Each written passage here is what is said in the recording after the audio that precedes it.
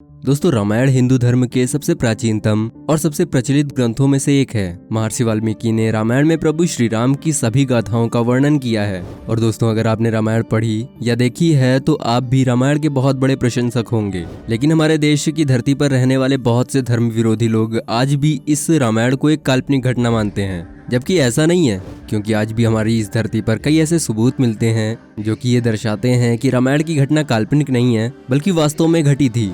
आज की इस वीडियो में हम आपको रामायण के कुछ ऐसे सबूत दिखाने वाले हैं जो कि इस बात को और भी पुख्ता कर देते हैं कि रामायण बिल्कुल भी काल्पनिक घटना नहीं है बल्कि सच में हुई थी। वीडियो काफी ज्यादा इंटरेस्टिंग होने वाली है, इसलिए आपसे बस यही रिक्वेस्ट है कि वीडियो को अंत तक देखना।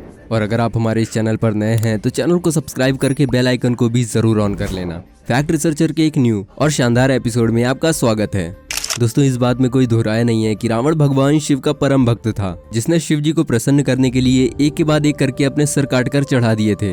लेकिन क्या आप जानते हैं कि रावण ने भगवान शिव का एक मंदिर श्रीलंका में भी बनवाया था? जी हाँ दोस्तों, इस मंदिर का नाम है कोनेश्वरम। दोस्तों, ये एकमात्र ऐसा मंदिर है जहाँ पर भगवान शिव से भी ज्यादा रावण के चित्र मौजूद हैं। लेकिन सबसे ज्यादा हैरानी की बात तो ये है कि श्रीलंका में शिव जी का मंदिर होना और उसके ऊपर उसमें रावण के इतने सारे चित्र होना, ये सीधा सीधा रामायण की हकीकत को बयां करता है।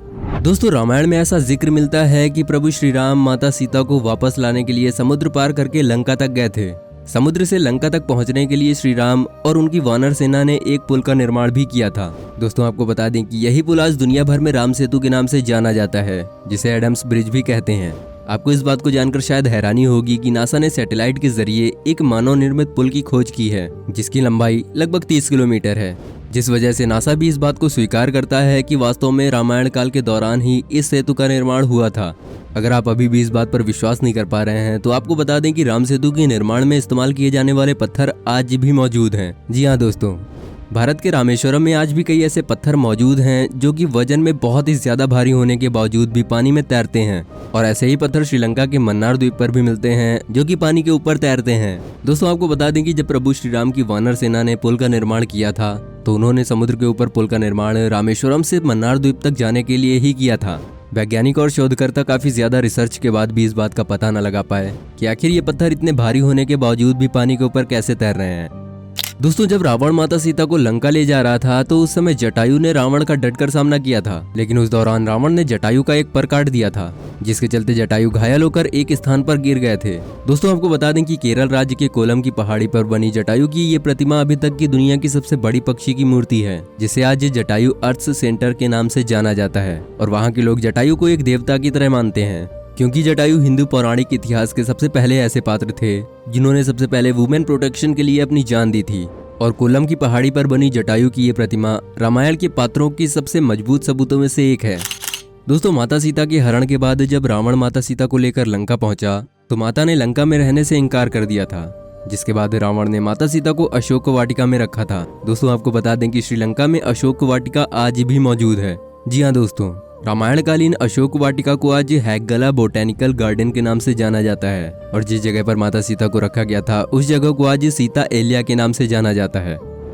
दोस्तों, ये बात तो आप भी जानते होंगे कि जब मेघनाद ने युद्ध के दौरान लक्ष्मण जी को मूर्छित किया था तो उस समय सुसेन वैद्य के कहने पर हनुमान जी हिमालय के द्रोणागिरी पर्वत पर संजीवनी बूटी लेने के लिए गए थे।